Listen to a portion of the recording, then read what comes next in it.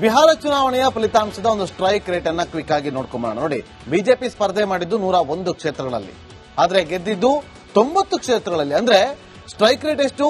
90% ಭಾಗ. ಇನ್ನು JDU same 101 ಕ್ಷೇತ್ರಗಳಲ್ಲಿ ಸ್ಪರ್ಧೆ ಮಾಡ್ತು, 84 ಕ್ಷೇತ್ರಗಳಲ್ಲಿ ಅದು ಜಯ ಗಳಿಸಿದೆ. ಅಲ್ಲಿಗೆ ಅವರ ಸ್ಟ್ರೈಕ್ ರೇಟ್ 82% ನಷ್ಟು. ಇನ್ನು ಎಲ್ಜೆಪಿ ಸ್ಪರ್ಧೆ ಮಾಡಿದ್ದು 29, ಜಯ ಗಳಿಸಿದ್ದು 19. ನೋಡಿ, ಎಲ್ಜೆಪಿ ಬಗ್ಗೆ ಮಾತಾಡಲೇಬೇಕೀಗ. ಎಲ್ಜೆಪಿ ಕಳೆದ ಬಾರಿಯ ವಿಧಾನಸಭಾ ಚುನಾವಣೆಯಲ್ಲಿ ಸ್ಪರ್ಧೆ ಮಾಡಿದ್ದು ಅತಿ ಹೆಚ್ಚು ಕ್ಷೇತ್ರಗಳಲ್ಲಿ, ಆದ್ರೆ ಗೆದ್ದಿದ್ದು ಕೇವಲ ಒಂದೇ ಒಂದು ಕ್ಷೇತ್ರದಲ್ಲಿ ಮಾತ್ರ. ಆದ್ರೆ ಆ ಸಂದರ್ಭದಲ್ಲಿ 45 ಕ್ಷೇತ್ರದಲ್ಲಿ ಮಾತ್ರ ಜೆಡಿಯು ಗೆದ್ದಿದ್ದು. ಅವರ ಎಲ್ಲಾ ಮತಗಳನ್ನ ಕಿತ್ಕೊಂಡಿದ್ದು ಎಲ್ಜೆಪಿ. ಅಲ್ಲಿಗೆ ಜೆಡಿಯುಗೆ ಒಂದು ರೀತಿಯಲ್ಲಿ ಹಿನ್ನಡೆ ಆಗೋದಕ್ಕೆ ಕಾರಣ ಆಗಿದ್ದು ಎಲ್ಜೆಪಿ. ಆದ್ರೆ ಈ ಬಾರಿ ಬಿಜೆಪಿ ಮತ್ತು ಜೆಡಿಯುಗೆ ಇಬ್ಬರಿಗೂ ಕೂಡ ಇಂತಹ ಒಂದು ನಂಬರ್ ಬಂದಿದೆ ಅಂತಂದ್ರೆ ಅದಕ್ಕೆ ಕಾರಣ ಎಲ್ಜೆಪಿ. ಅವರ ಸ್ಟ್ರೈಕ್ ರೇಟ್ 65% ನಷ್ಟು ಅನ್ನೋದು ಇಲ್ಲಿ ಗೊತ್ತಾಗ್ತಾ ಇದೆ. ಇನ್ನು HAM NDA ಮೈತ್ರಿಕೂಟದ ಒಂದು ಮೈತ್ರಿ ಪಕ್ಷ, ಮಿತ್ರ ಪಕ್ಷ, ಅದು ಸ್ಪರ್ಧೆ ಮಾಡಿದ್ದು 6 ಕ್ಷೇತ್ರಗಳಲ್ಲಿ, ಗೆದ್ದಿದ್ದು 5 ಕ್ಷೇತ್ರಗಳಲ್ಲಿ. ಅಂದ್ರೆ ಅದರ ಸ್ಟ್ರೈಕ್ ರೇಟ್ 80%. ಇನ್ನು ಮಹಾಗಠಬಂಧನ್ನ ಒಂದು ಸ್ಟ್ರೈಕ್ ರೇಟ್ ಹೇಗಿದೆ ಅಂತೇಳಿ ನೋಡ್ಕೊಂಡ್ ಬಂದ್ಬಿಡೋಣ ಕ್ವಿಕ್ ಆಗಿ. RJD ಅಲ್ಲಿ ಏನಾಯ್ತು? ಸ್ಪರ್ಧೆ ಮಾಡಿದ್ದು 143 ಕ್ಷೇತ್ರ, ಅಲ್ಲಿ ಜಯ ಗಳಿಸಿದ್ದು 25 ಕ್ಷೇತ್ರದಲ್ಲಿ ಮಾತ್ರ.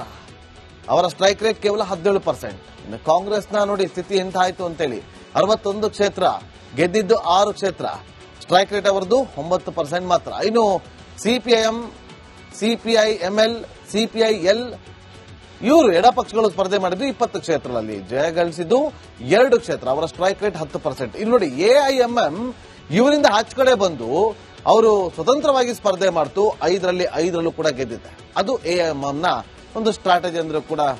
ಅಂದ್ರೆ ಅವರ ಸ್ಟ್ರೈಕ್ ರೇಟ್ ಎಷ್ಟಿದೆ ಅಂತಂದ್ರೆ 20%.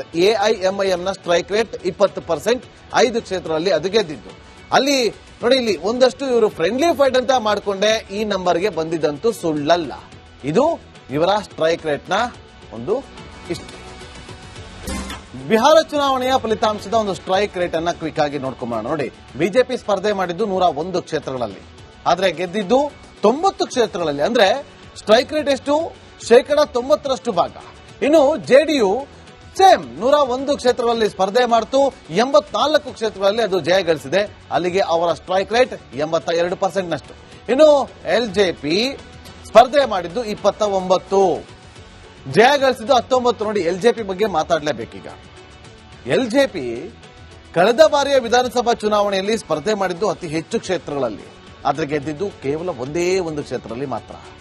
ಆದ್ರೆ ಆ ಸಂದರ್ಭದಲ್ಲಿ 45 ಕ್ಷೇತ್ರದಲ್ಲಿ ಮಾತ್ರ ಜೆಡಿಯು ಗೆದ್ದಿದ್ದು. ಅವರ ಎಲ್ಲಾ ಮತಗಳನ್ನ ಕಿತ್ಕೊಂಡಿದ್ದು ಎಲ್ಜೆಪಿ. ಅಲ್ಲಿಗೆ ಜೆಡಿಯುಗೆ ಒಂದು ರೀತಿಯಲ್ಲಿ ಹಿನ್ನಡೆ ಆಗೋದಕ್ಕೆ ಕಾರಣ ಆಗಿದ್ದು ಎಲ್ಜೆಪಿ. ಆದ್ರೆ ಈ ಬಾರಿ ಬಿಜೆಪಿ ಮತ್ತು ಜೆಡಿಯುಗೆ ಇಬ್ಬರಿಗೂ ಕೂಡ ಇಂತಹ ಒಂದು ನಂಬರ್ ಬಂದಿದೆ ಅಂತಂದ್ರೆ ಅದಕ್ಕೆ ಕಾರಣ ಎಲ್ಜೆಪಿ. ಅವರ ಸ್ಟ್ರೈಕ್ ರೇಟ್ 65% ನಷ್ಟು ಅನ್ನೋದು ಇಲ್ಲಿ ಗೊತ್ತಾಗ್ತಾ ಇದೆ. ಇನ್ನು HAM NDA ಮೈತ್ರಿಕೂಟದ ಒಂದು ಮೈತ್ರಿ ಪಕ್ಷ, ಮಿತ್ರ ಪಕ್ಷ, ಅದು ಸ್ಪರ್ಧೆ ಮಾಡಿದ್ದು 6 ಕ್ಷೇತ್ರಗಳಲ್ಲಿ, ಗೆದ್ದಿದ್ದು 5 ಕ್ಷೇತ್ರಗಳಲ್ಲಿ. ಅಂದ್ರೆ ಅದರ ಸ್ಟ್ರೈಕ್ ರೇಟ್ 80%. ಇನ್ನು ಮಹಾಗಠಬಂಧನ್ನ ಒಂದು ಸ್ಟ್ರೈಕ್ ರೇಟ್ ಹೇಗಿದೆ ಅಂತೇಳಿ ನೋಡ್ಕೊಂಡ್ ಬಂದ್ಬಿಡೋಣ ಕ್ವಿಕ್ ಆಗಿ. RJD ಅಲ್ಲಿ ಏನಾಯ್ತು? ಸ್ಪರ್ಧೆ ಮಾಡಿದ್ದು 143 ಕ್ಷೇತ್ರ, ಅಲ್ಲಿ ಜಯ ಗಳಿಸಿದ್ದು 25 ಕ್ಷೇತ್ರದಲ್ಲಿ ಮಾತ್ರ. ಅವರ ಸ್ಟ್ರೈಕ್ ರೇಟ್ ಕೇವಲ 17%. ಇನ್ನು ಕಾಂಗ್ರೆಸ್ನ ನೋಡಿ ಸ್ಥಿತಿ ಎಂತ ಆಯ್ತು ಅಂತೇಳಿ, 61 ಕ್ಷೇತ್ರ, ಗೆದ್ದಿದ್ದು 6 ಕ್ಷೇತ್ರ, ಸ್ಟ್ರೈಕ್ ರೇಟ್ ಅವರದ್ದು 9% ಮಾತ್ರ. ಇನ್ನು CPIM, CPIML, CPIL ಇವರು ಎಡಪಕ್ಷಗಳು ಸ್ಪರ್ಧೆ ಮಾಡಿದ್ದು 20 ಕ್ಷೇತ್ರಗಳಲ್ಲಿ, ಜಯ ಗಳಿಸಿದ್ದು 2 ಕ್ಷೇತ್ರ, ಅವರ ಸ್ಟ್ರೈಕ್ ರೇಟ್ 10%. ಇಲ್ಲಿ ನೋಡಿ, AIMM ಇವರಿಂದ ಕಡೆ ಬಂದು ಅವರು ಸ್ವತಂತ್ರವಾಗಿ ಸ್ಪರ್ಧೆ ಮಾಡ್ತು, 5ರಲ್ಲೂ ಕೂಡ ಗೆದ್ದಿದೆ. ಅದು AIMM ನ ಒಂದು ಸ್ಟ್ರಾಟಜಿ ಅಂದ್ರೆ ಕೂಡ. ಅಂದ್ರೆ ಅವರ ಸ್ಟ್ರೈಕ್ ರೇಟ್ ಎಷ್ಟಿದೆ ಅಂತಂದ್ರೆ 20%. AIMIM ನ ಸ್ಟ್ರೈಕ್ ರೇಟ್ 20%, 5 ಕ್ಷೇತ್ರದಲ್ಲಿ ಅದು ಗೆದ್ದಿದ್ದು. ಅಲ್ಲಿ ನೋಡಿ, ಇಲ್ಲಿ ಒಂದಷ್ಟು ಇವರು ಫ್ರೆಂಡ್ಲಿ ಫೈಟ್ ಅಂತ ಮಾಡಿಕೊಂಡೆ ಈ ನಂಬರ್ಗೆ ಬಂದಿದ್ದಂತೂ ಸುಳ್ಳಲ್ಲ. ಇದು ಇವರ ಸ್ಟ್ರೈಕ್ ರೇಟ್ ನ ಒಂದು ಇಷ್ಟು.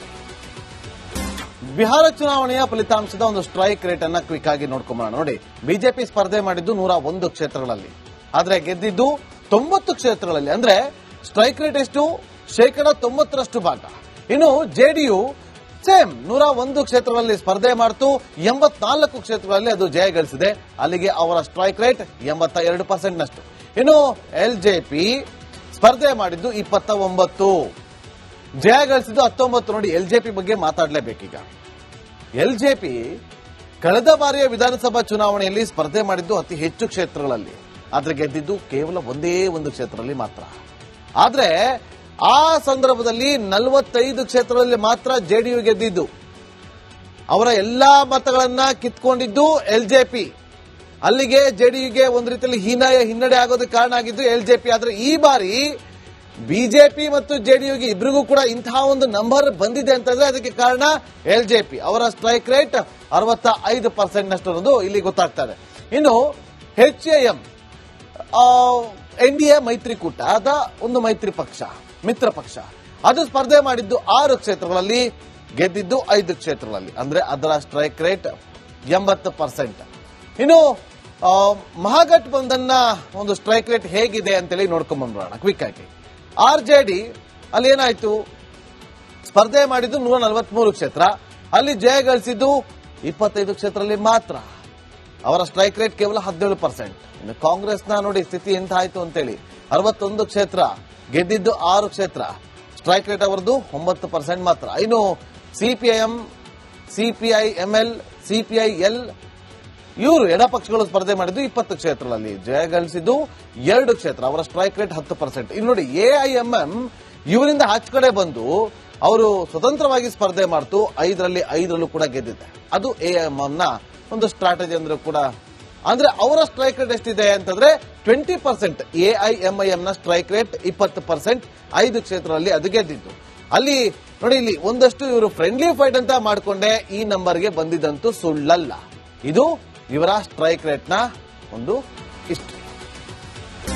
ಬಿಹಾರ ಚುನಾವಣೆಯ ಫಲಿತಾಂಶದ ಒಂದು ಸ್ಟ್ರೈಕ್ ರೇಟ್ ಅನ್ನ ಕ್ವಿಕ್ ಆಗಿ ನೋಡ್ಕೊಂಬೋಣ. ನೋಡಿ, ಬಿಜೆಪಿ ಸ್ಪರ್ಧೆ ಮಾಡಿದ್ದು 101 ಕ್ಷೇತ್ರಗಳಲ್ಲಿ, ಆದ್ರೆ ಗೆದ್ದಿದ್ದು 90 ಕ್ಷೇತ್ರಗಳಲ್ಲಿ. ಅಂದ್ರೆ ಸ್ಟ್ರೈಕ್ ರೇಟ್ ಎಷ್ಟು? 90% ಭಾಗ. ಇನ್ನು ಜೆಡಿಯು ಸೇಮ್ 101 ಕ್ಷೇತ್ರಗಳಲ್ಲಿ ಸ್ಪರ್ಧೆ ಮಾಡ್ತು, 84 ಕ್ಷೇತ್ರಗಳಲ್ಲಿ ಅದು ಜಯ ಗಳಿಸಿದೆ. ಅಲ್ಲಿಗೆ ಅವರ ಸ್ಟ್ರೈಕ್ ರೇಟ್ 82% ನಷ್ಟು. ಇನ್ನು ಎಲ್ಜೆಪಿ ಸ್ಪರ್ಧೆ ಮಾಡಿದ್ದು 29, ಜಯ ಗಳಿಸಿದ್ದು 19. ನೋಡಿ, ಎಲ್ಜೆಪಿ ಬಗ್ಗೆ ಮಾತಾಡಲೇಬೇಕೀಗ. ಎಲ್ಜೆಪಿ ಕಳೆದ ಬಾರಿಯ ವಿಧಾನಸಭಾ ಚುನಾವಣೆಯಲ್ಲಿ ಸ್ಪರ್ಧೆ ಮಾಡಿದ್ದು ಅತಿ ಹೆಚ್ಚು ಕ್ಷೇತ್ರಗಳಲ್ಲಿ, ಆದ್ರೆ ಗೆದ್ದಿದ್ದು ಕೇವಲ ಒಂದೇ ಒಂದು ಕ್ಷೇತ್ರದಲ್ಲಿ ಮಾತ್ರ. ಆದ್ರೆ ಆ ಸಂದರ್ಭದಲ್ಲಿ 45 ಕ್ಷೇತ್ರದಲ್ಲಿ ಮಾತ್ರ ಜೆಡಿಯು ಗೆದ್ದಿದ್ದು. ಅವರ ಎಲ್ಲಾ ಮತಗಳನ್ನ ಕಿತ್ಕೊಂಡಿದ್ದು ಎಲ್ಜೆಪಿ. ಅಲ್ಲಿಗೆ ಜೆಡಿಯುಗೆ ಒಂದು ರೀತಿಯಲ್ಲಿ ಹೀನಾಯ ಹಿನ್ನಡೆ ಆಗೋದಕ್ಕೆ ಕಾರಣ ಆಗಿದ್ದು ಎಲ್ಜೆಪಿ. ಆದ್ರೆ ಈ ಬಾರಿ ಬಿಜೆಪಿ ಮತ್ತು ಜೆಡಿಯುಗೆ ಇಬ್ಬರಿಗೂ ಕೂಡ ಇಂತಹ ಒಂದು ನಂಬರ್ ಬಂದಿದೆ ಅಂತಂದ್ರೆ ಅದಕ್ಕೆ ಕಾರಣ ಎಲ್ಜೆಪಿ. ಅವರ ಸ್ಟ್ರೈಕ್ ರೇಟ್ 65% ನಷ್ಟು ಅನ್ನೋದು ಇಲ್ಲಿ ಗೊತ್ತಾಗ್ತದೆ. ಇನ್ನು HAM NDA ಮೈತ್ರಿಕೂಟದ ಒಂದು ಮೈತ್ರಿ ಪಕ್ಷ, ಮಿತ್ರ ಪಕ್ಷ, ಅದು ಸ್ಪರ್ಧೆ ಮಾಡಿದ್ದು 6 ಕ್ಷೇತ್ರಗಳಲ್ಲಿ, ಗೆದ್ದಿದ್ದು 5 ಕ್ಷೇತ್ರಗಳಲ್ಲಿ. ಅಂದ್ರೆ ಅದರ ಸ್ಟ್ರೈಕ್ ರೇಟ್ 80%. ಇನ್ನು ಮಹಾಗಠಬಂಧನ್ನ ಒಂದು ಸ್ಟ್ರೈಕ್ ರೇಟ್ ಹೇಗಿದೆ ಅಂತೇಳಿ ನೋಡ್ಕೊಂಡ್ ಬಂದ್ಬಿಡೋಣ ಕ್ವಿಕ್ ಆಗಿ. RJD ಅಲ್ಲಿ ಏನಾಯ್ತು, ಸ್ಪರ್ಧೆ ಮಾಡಿದ್ದು 143 ಕ್ಷೇತ್ರ, ಅಲ್ಲಿ ಜಯ ಗಳಿಸಿದ್ದು 25 ಕ್ಷೇತ್ರದಲ್ಲಿ ಮಾತ್ರ.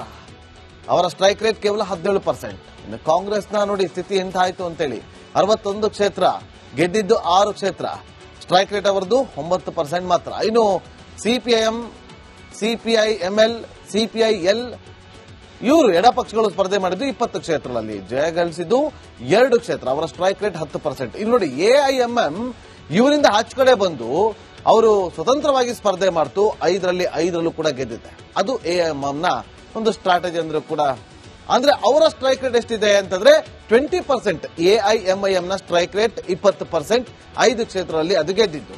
ಅಲ್ಲಿ ನೋಡಿ, ಇಲ್ಲಿ ಒಂದಷ್ಟು ಇವರು ಫ್ರೆಂಡ್ಲಿ ಫೈಟ್ ಅಂತ ಮಾಡಿಕೊಂಡೆ ಈ ನಂಬರ್ಗೆ ಬಂದಿದ್ದಂತೂ ಸುಳ್ಳಲ್ಲ. ಇದು ಇವರ ಸ್ಟ್ರೈಕ್ ರೇಟ್ನ ಒಂದು ಹಿಸ್ಟರಿ.